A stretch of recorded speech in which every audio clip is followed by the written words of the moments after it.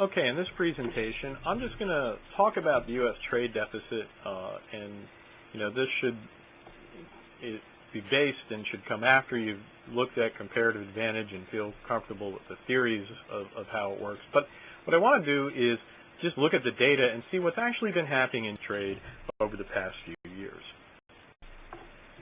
This is U.S. exports and imports, right, in billions of dollars. Okay, so this is from the Federal Reserve, and what we see is kind of the history. And you'll notice that we start seeing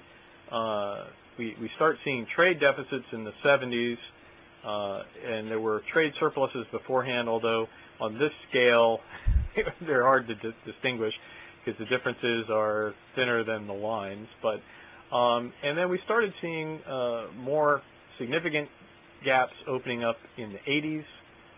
From 84, really when we get in a recession in 83 to 84, in that range, we see kind of a weakening of exports. Our imports continue because during the recession in the 80s, we still had lots of demand, even though our ability to supply stuff kind of tailed off. And then things get a little better in 1990 as our economy continues on. We actually get in a recession, but our imports kind of level off a little bit. Our exports catch up with them. And then, that continues on. And really you'll notice that the biggest gaps start appearing in 98 to 2000. Right, 2000 we see this enormous gap open up in our imports over exports. And that gap stays pretty wide, although exports before the recession in 2008 were actually catching up a little bit with imports. But one thing I think you should note is, yes, imports outstrip exports, but exports have increased rather dramatically. When you look at that scale and you just say, even if you just go back from, just before 1990, exports from the U.S.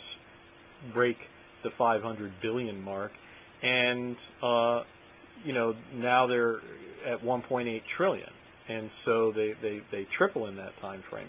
Yes, there's inflation, but it's not that much. And so really what the gap has widened in the last decade, but a key thing to keep in mind is exports do in fact increase along with imports. Now, kind of scaling this to GDP, right? Saying, all right, well, we know that things were smaller there. If we look at the U.S. exports and imports as a percentage of GDP, we're kind of scaling. Well, how much are we shipping versus how much our total production in the country, and how much are we bringing in versus the total?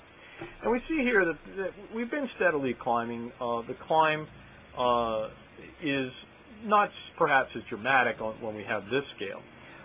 You do see that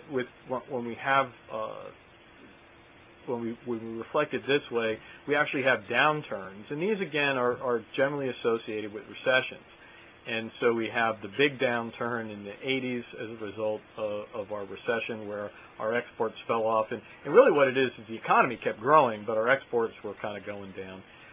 We have, and you can kind of tell that because the export line around 83 to 85 drops into a low point, whereas imports continue to march. When we look at the beginning of the 90s, we see a more classic recession where both imports and exports drop, and so we see they're kind of moving together, and then they both increase. So this is kind of important to look at.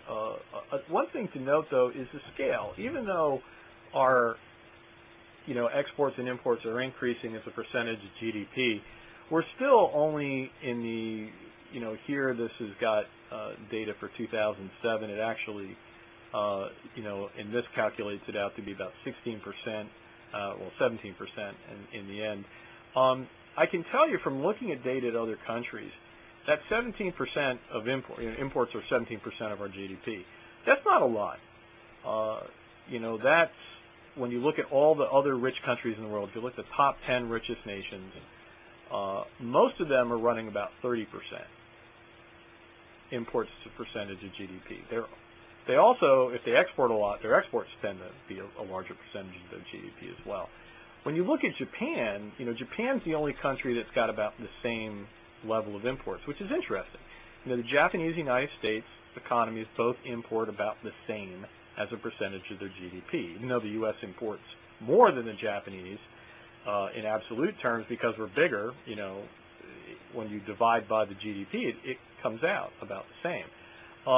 This is kind of plays false, the idea the Japanese are this great exporting power and they're very insular, and the United States is all open and we buy everything from everyone. Well, we're there with the Japanese, and all the other richer nations are importing more. The only member of the top 10 club that imports a smaller percentage of their GDP than the United States and Japan is Brazil, right? Which is kind of the weird member of the top 10 club in some ways, right? That they're the new entry into it. And so, all the other rich nations are importing more than we are, is the bottom line. But we still have this big gap.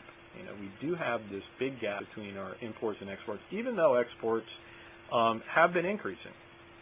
After the recession in 2001 and to 2002, we see our exports are steadily increasing as a percentage of our GDP. So we're exporting more and more all the time. And what drives the trade deficit, right? This is the question, is what's driving this trade deficit? And a lot of people like to blame foreign trade and the fact that, and people's trading practices.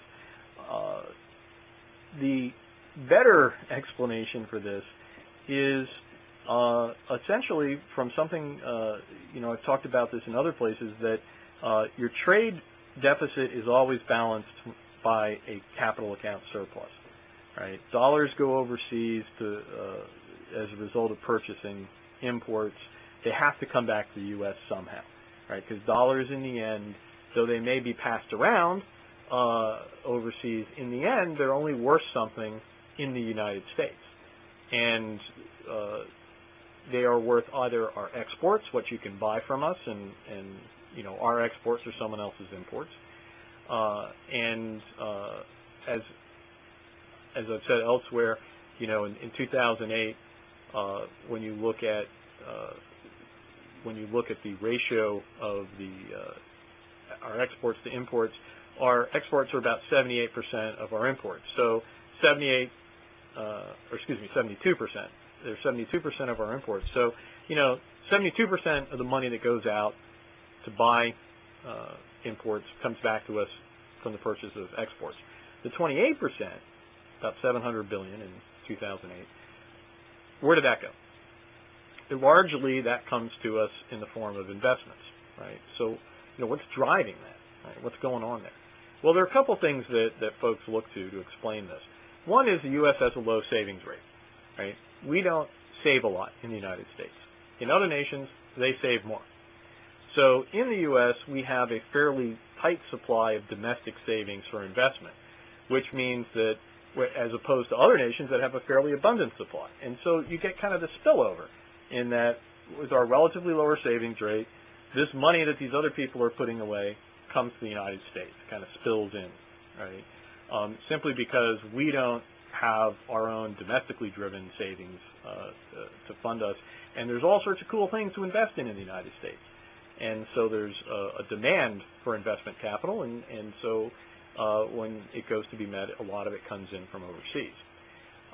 And sometimes people complain about that. Oh, Americans lazy, or the fact. Part of it is we have a very stable society. We also have a lot of we have things like Social Security, and we have a lot of insurance, and we have a lot of credit. Actually, that's probably the biggest thing in all that. And what I'm alluding to here is the things that people in other countries save for. They save up to buy things because they don't have access to ready credit. In the United States, we don't have to save to buy things. We go into debt for them. So right there, whole source of savings that we just don't have. In other countries, they have less insurance. We have insurance for everything. I got a home warranty. My refrigerator breaks, somebody comes out to fix it, or they give me money to buy, towards buying a new one. I don't need to save up have money available for a rainy day because of that. And same with my car, and a lot of other things that you can get insurance for. And so again, that's another reason we don't have to save. So these are not all bad things, right? And it's kind of, it's in some ways a mark of having a more developed economy with all these different, we're a big economy, we're developed, so you can save, you can sell home warranties, and you can, have credit and that sort of thing, because we have a good system for getting it back, right? So, low U.S. savings rate. Another thing, high government debt. We got a big government debt, right? And it's been growing. And we issue T-bills, and a lot of foreign investors like our T-bills. And by foreign investors, I mean banks, central banks, love our T-bills. People have been selling gold. Central banks over the last couple decades have been getting out of having their reserves held in precious metals, and a lot of countries, they've been getting out of that. They've been selling off their gold and buying T-bills, mainly because T-bills pay interest, gold does not. And so that you've been seeing a lot of that, but also just investors, if they want a quality investment, right, with a decent rate of return, but more importantly, the security. A T-bill is a very great thing. You buy it, and when you buy it, you lock in the interest rate, whatever that is at the time, through the market, and you know what the interest rate is going to be, so there's no variation in that. I'm going to get 4%, 2%, whatever it is, whatever it's selling for, and you know that you don't have to worry about that. The only thing you run, the only risk you run, is default risk. And as I sometimes jokingly say, if T-bills if the U.S. defaults on T-bills, losing your investment is probably the least of your concerns at that point, right? Because probably something very seriously wrong has happened, and so it's considered to be a very secure investment. So it naturally attracts a lot of folks. And so as we add to our government debt, we are creating, especially with a low savings rate, we're creating this demand. We're demanding currency, and people are more than willing to give us their money and lend it to us. The other thing too is the United States, just in general, is very attractive for investment. We have a lot of globalized banks and investment firms, and if you're overseas and you want to invest, where do you invest? You might invest in Hong Kong, you might invest in Japan, but a lot of people are going to invest in Wall Street, and they're going to invest in U.S. corporations and other things. So U.S. investments are very attractive, and therefore we tend to get a net inflow. When you look at the recent financial crisis, a lot of what went on in that was people were bundling the mortgages that they were selling, these high-risk mortgages, bundling them up into bundles, and then selling that debt overseas, right? And so we actually globalized our housing loans, and the result of that was we were drawing in money from overseas, offering a great rate of interest, although not a very secure investment as it turned out. But nevertheless, we were pulling that money in. And where did those foreign investors get that money? Right? Well, somehow, somebody sold us something, right? We gave it to them. We gave the dollars to them, and we give them to people in exchange for the imports. And so, that's another thing. Just the private sector is creating all these investment opportunities, and they're sucking money in. So these are the things I think that really are driving our trade deficit. Much more than any inequity in trade policies around the world, because these are huge. Our savings rate, that's huge, right? When you look at the American economy, 1% difference, big difference. Our government debt, freaking enormous, right? And U.S. investments, also huge. So these are the things that are really producing these persistent trade deficits.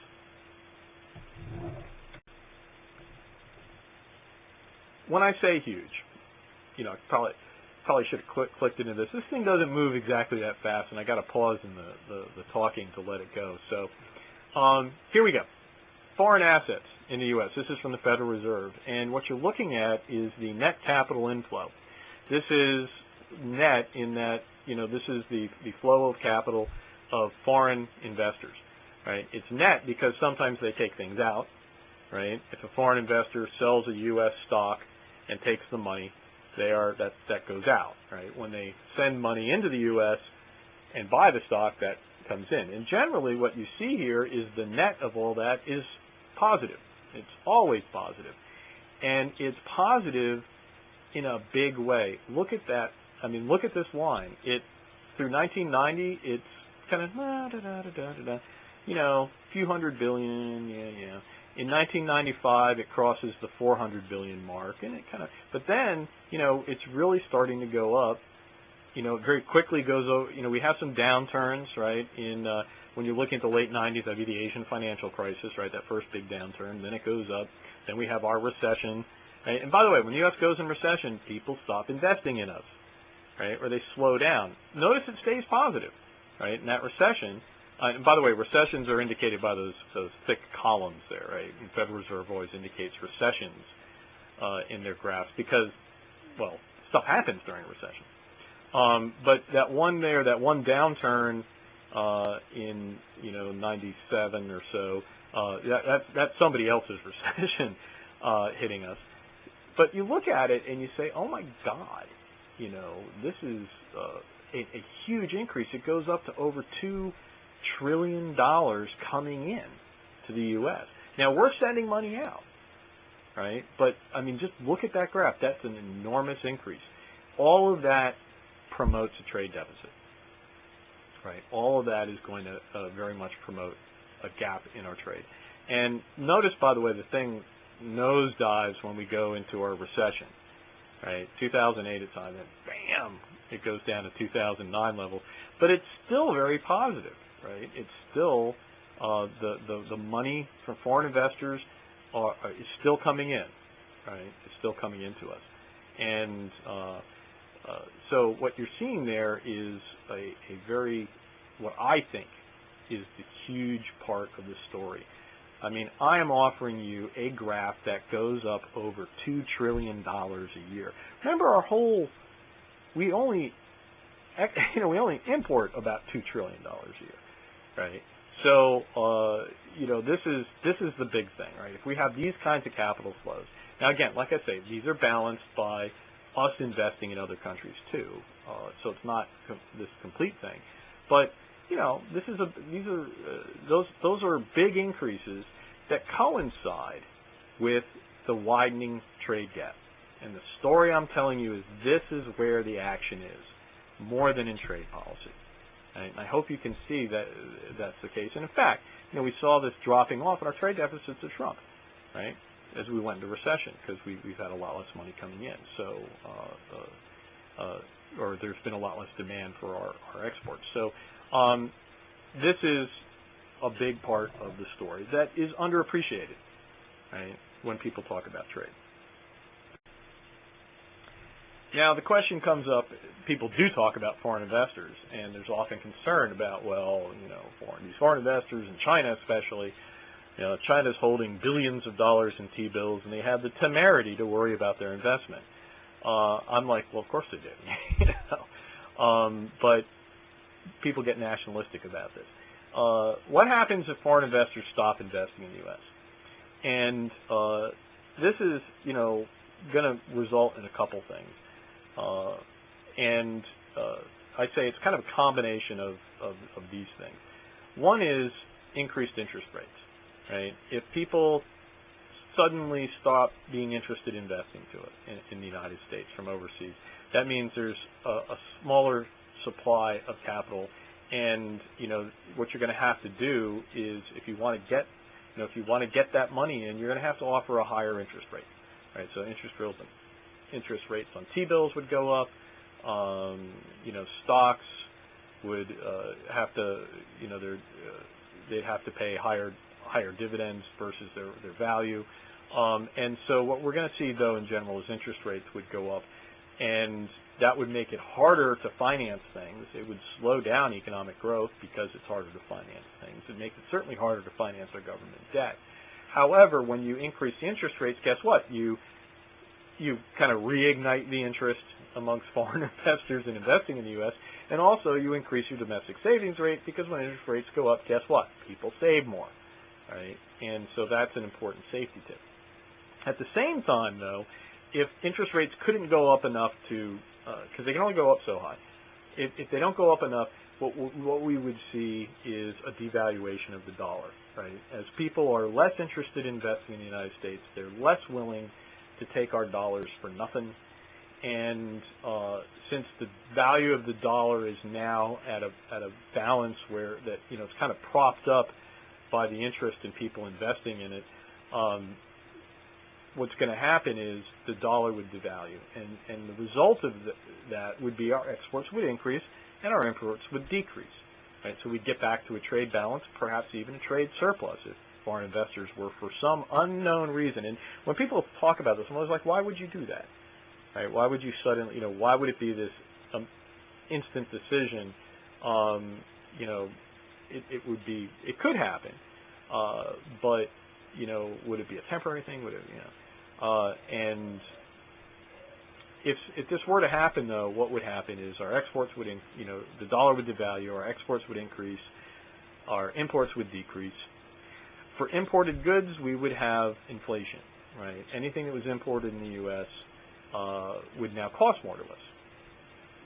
Most notably, oil, right, would be more expensive, because oil is traded, you know, whenever the dollar falls, the price of oil goes up, because oil is traded in dollars, and foreigners then take those dollars and trade them for other things. So, and also, like, if the dollar goes down, Europeans are bidding with euros, and they're able to buy more oil, and so they jack the price for us.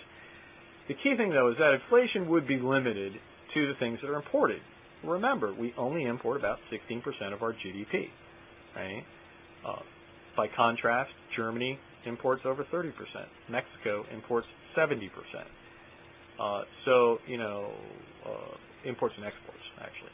And but, you know, we have a lot of production. You know, our economy is very sensitive, is very insulated from the international system in comparison to other people, largely because we have a big economy. You know, when people in California buy something from New York State, it's not international, but in any other place in the world it would be. So that's one of the things that insulates us, right? Because everything, if the dollar devalues, everything made in America stays the same, you know, in price, except for the portion of it that is influenced by imported goods, and energy becomes a problem. But that trade, you know, my thing is the trade deficit would disappear, and then we would all wish we had it back. And so it's not this giant, you know. Some people think that foreigners, through their investments, are going to have some kind of control over the U.S., and I'm like, you know, if you try to use that control, the market gets in your way and is going to change things, and it'll create problems for everyone else, by the way. And so that's something that you know, the pain will be shared by everybody. Moving on here, and looking at manufacturing, right? Because a lot of times people lament the changes in the American economy, and they often lament the rise of the service sector vis-a-vis the manufacturing sector, and you have a lot of talk about trying to promote jobs that are in the manufacturing sector because they tend to pay better. And the thing about this, and also there's often this feeling that American, you know, you'll hear that trade has destroyed the American manufacturing base, we import everything, nothing's made here, and et cetera, et cetera. Well, let's look at the manufacturing sector. What you got here is a graph that graphs two things. The red line, which is associated with the left scale, tells you manufacturing job, right? It's the employment in the manufacturing sector in thousands, right? So why they don't have it 20, 19, 18, and have it in millions, I don't know, but it's in thousands, therefore 18,000 thousands is 18 million. And what you see is over time, you know, manufacturing, it starts a little over 17 million, goes over 18 million in terms of jobs, it drops down in the 70s, Then it peaks in 80 at over 19 million workers. Then it nosedives in the recession after 1980 to under 17 million.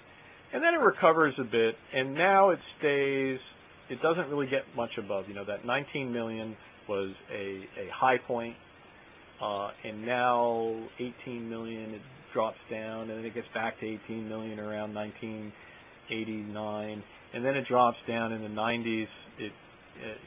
89 to about 93, it drops back down below 17 million again for the third time.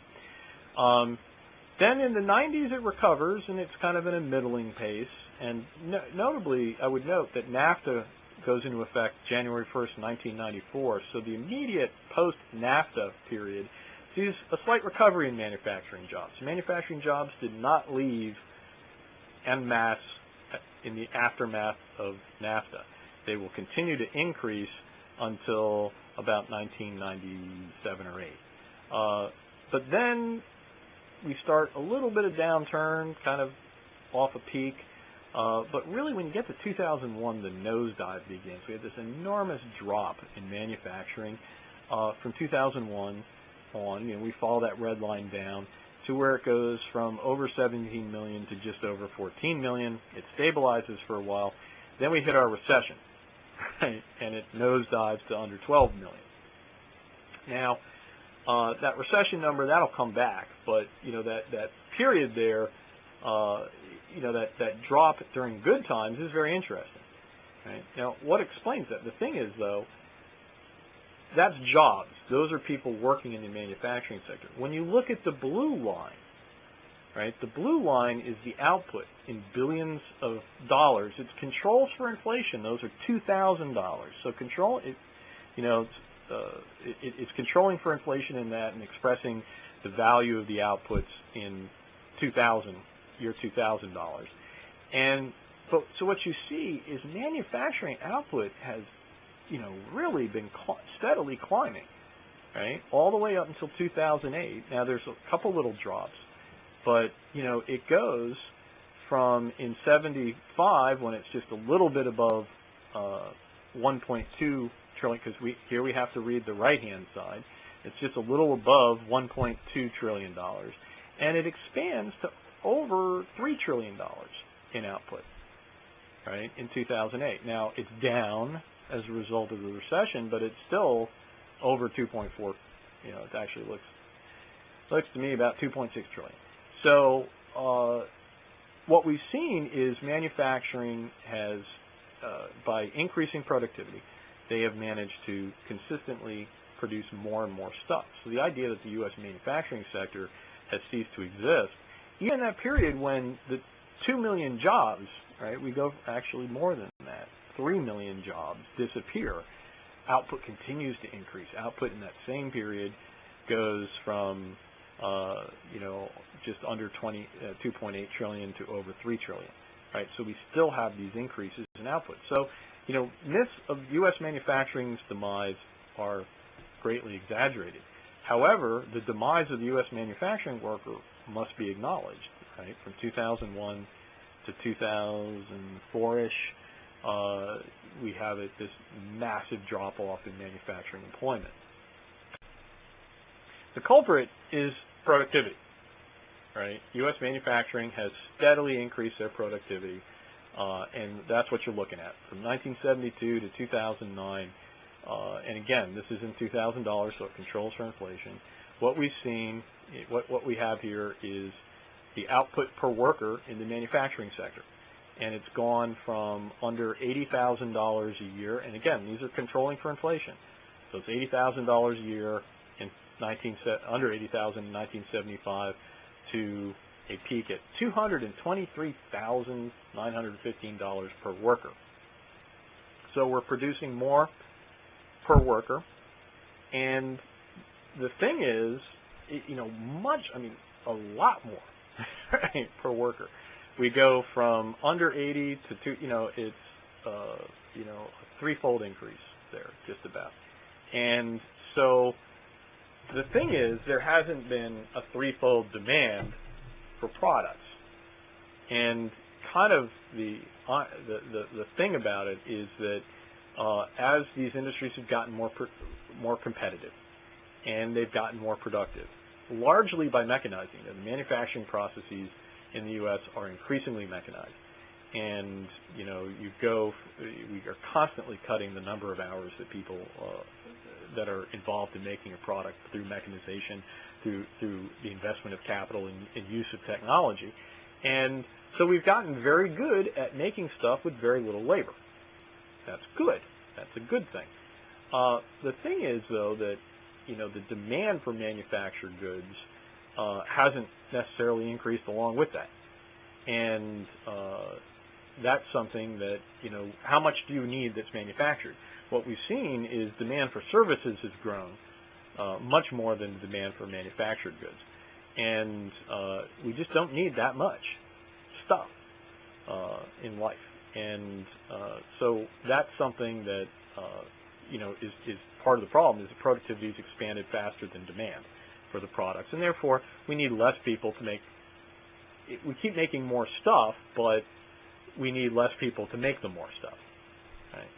And that is what's driving things. And that's, is that foreign trade? It's not that other people are manufacturing, it's just that we're employing a lot less people to do these things. And so, again, this is why I often say it's not the trade that's necessarily driving. Economies are very dynamic things. They're constantly changing. They're constantly evolving. And change is a natural part of a market economy. It's not necessarily something that's visited on you through either globalization in and of itself or through trade policies of other people. And those are two distinct things right there. Now, and it's not all bad.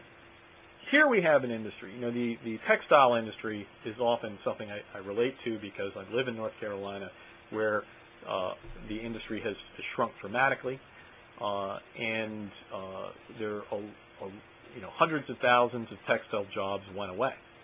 And textiles are something that have been very sensitive to global competition.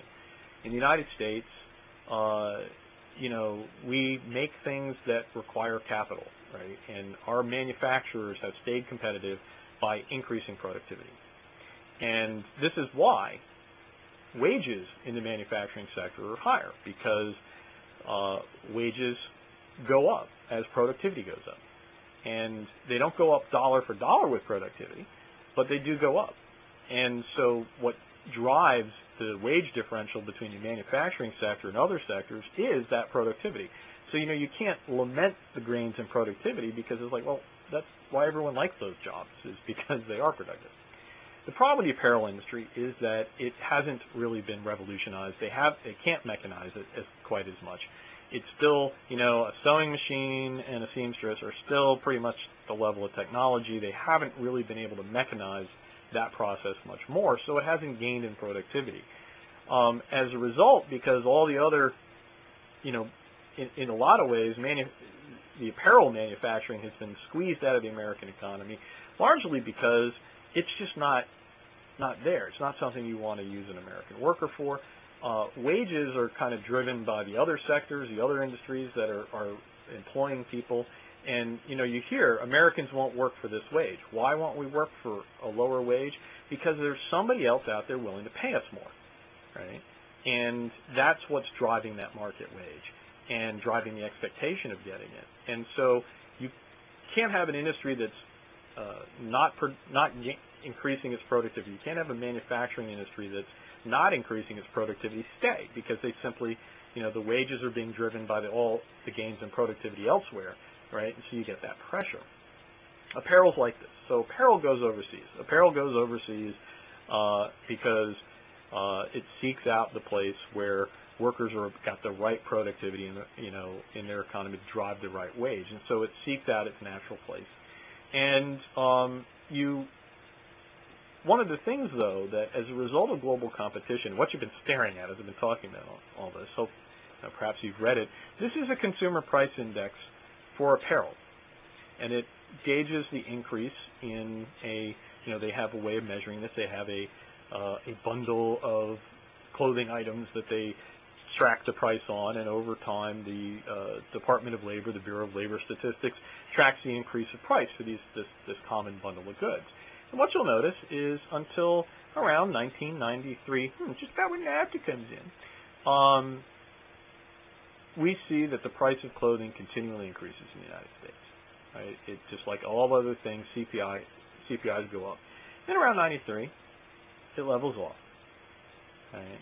And it kind of stays flat, and then, holy of holy, it drops around 99, and into that period, in 2000, when we see so many things changing, right, in 2000, and I would say, it's 7 years after NAFTA.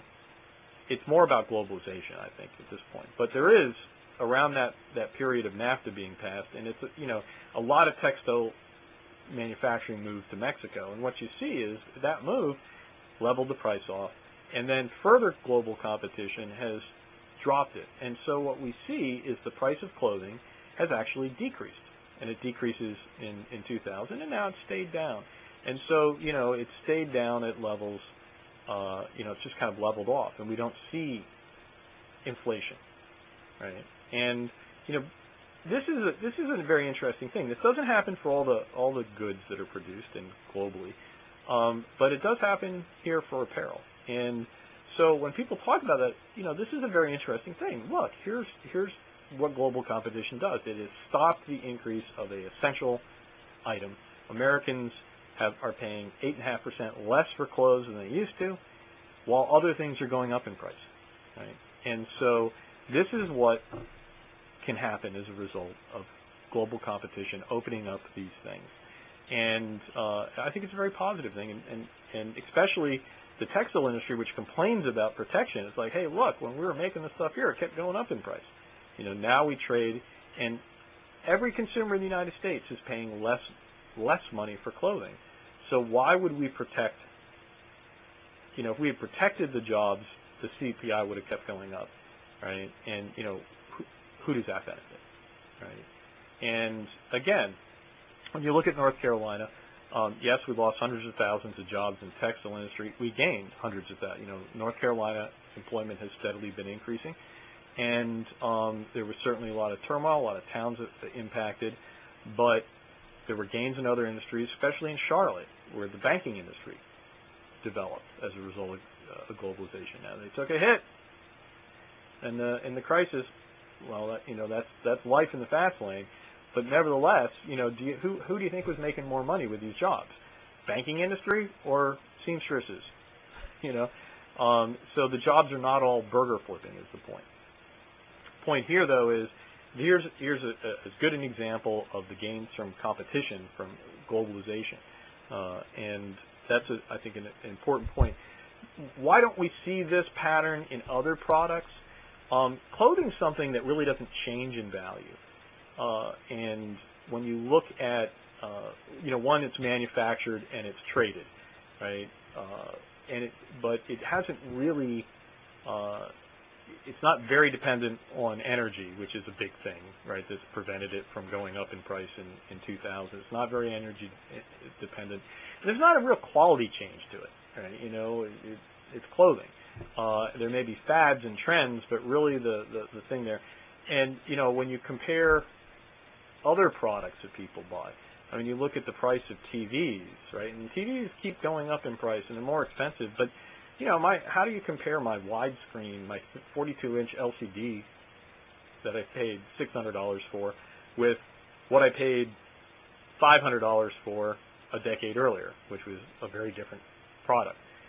The lack of change, how do I compare an iPod to a Sony Walkman, right? An iPod is probably more expensive than a Walkman, but by gosh, it does a lot more, right? An iPod shuffle, I don't know, This is what I'm saying is that a lot of manufactured goods have quality and technology in them that isn't in the apparel industry, so we're really comparing apples to apples, and we see that there's been this decrease in price as a result of global competition.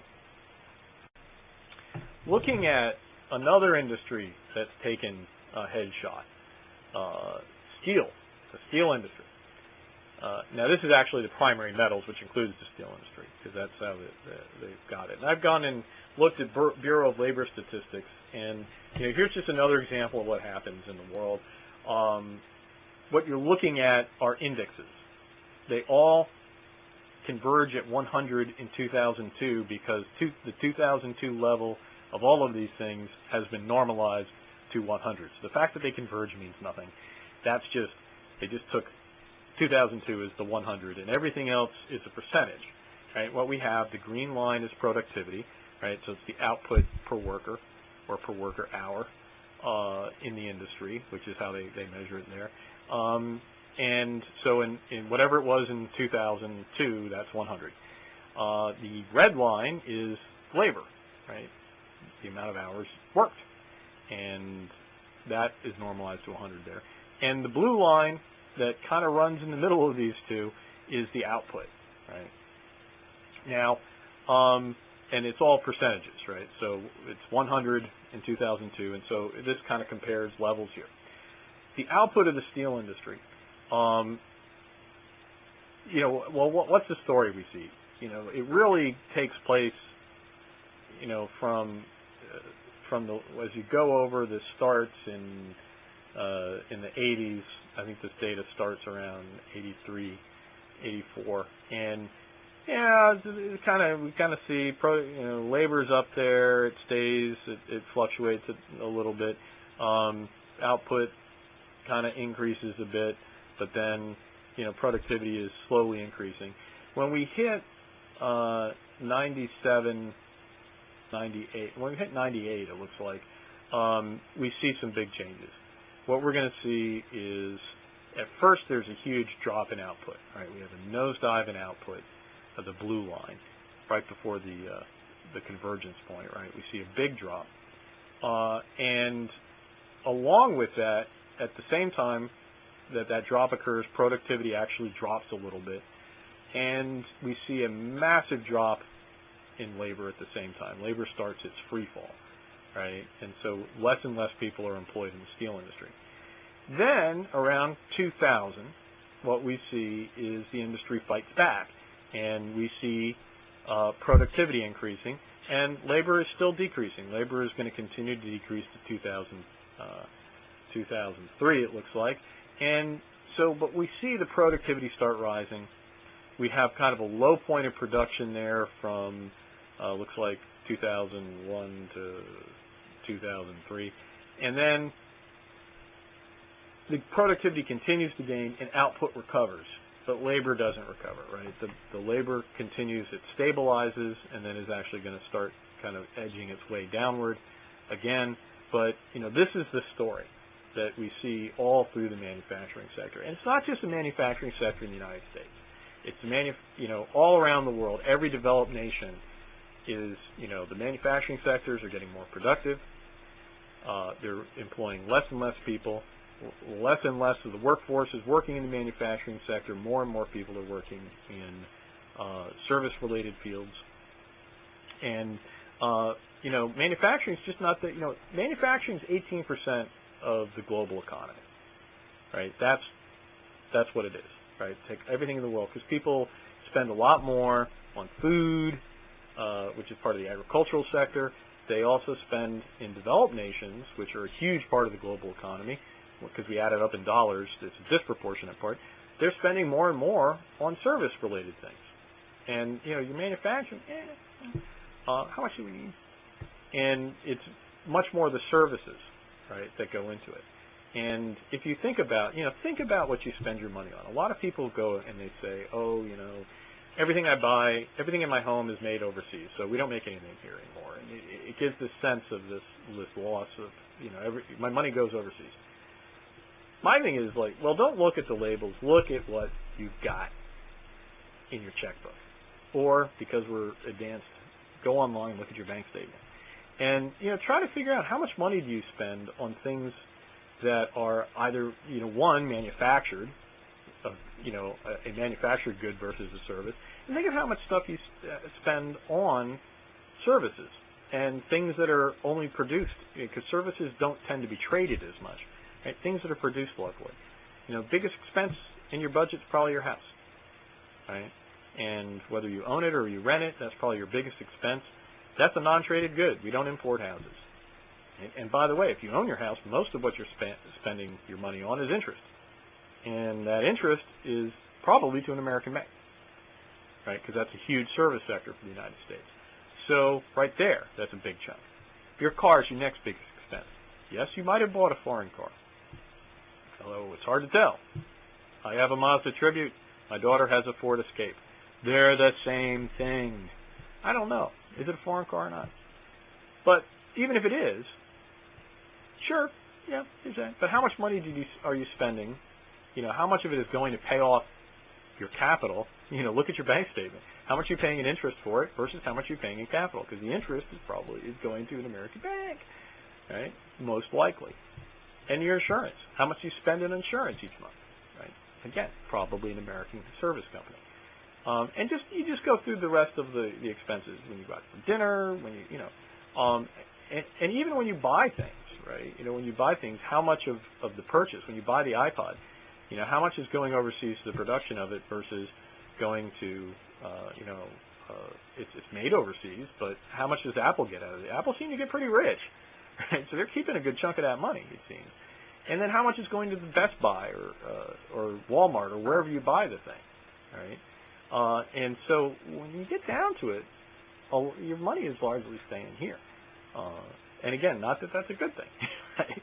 But I'm just saying is that this idea that there's nothing in the American economy is actually, there's a lot to it. And increasingly, it's less about the product, making the thing, than it is about the technology, developing the technology, the services. I spent $600 on my TV, but I got to tell you what, Time Warner Cable is going to have much more than that from me every year for the internet and all these other things. So again, think of it that way, right? How much do you spend on your Blu-ray player versus buying the movies for it, right? And I think the point is that manufacturing is less and less as our economies grow and we get more informational, we get more, the things we need are less and less about the physical production of the product than they are about the other services and other design things. And that's why the service sector and these other sectors have grown much more than manufacturing has. Okay, so that's Dave's take on the world. Tried to talk about U.S. trade. I've segued perhaps abruptly into talking about manufacturing. The point is trade, yes, we have a trade deficit, but we are exporting. Exports and imports both increase. They tend to increase at the same time in the same direction. They're very highly correlated. We do have a persistent trade deficit. I've argued that that has a lot to do with financial issues, the flow of capital, savings rates, government debt, net investment in the U.S. I've also labored on to talk about the manufacturing sectors, and the point being that they've been gaining greatly in productivity, shedding workers, and that is a combination of those gains in productivity that are why we like the manufacturing sector in the first place, and they're also just the fact that the economy of the world, we just need less of that stuff, right? And that's just a trend, and it's a trend in every country around the world. Therefore, it can't necessarily be blamed on globalization or trade policies. It's just the trend, the secular trend of the development of these economies. Hopefully I've muddied the water up a bit, and hopefully I've given you a way to sift through you can't sift through mud, but to kind of say where the eddies are in the water, and hopefully that's been useful.